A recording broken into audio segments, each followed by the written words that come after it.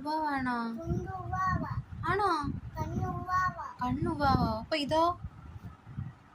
ഇതെന്തുവാ? ഉവ്വാവാണോ? ആ, എന്തോ പറ്റിയത്? പോലീസ് മാമൻ അടിച്ചോ?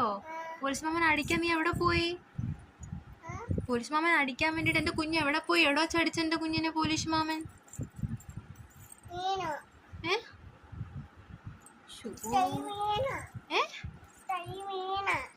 ആണോ? സ്നഗ്ഗി വേണ്ടേ? ആ, സ്നഗ്ഗി വേണ്ട. ഇതെന്തോ പറ്റിയെന്ന് പറ.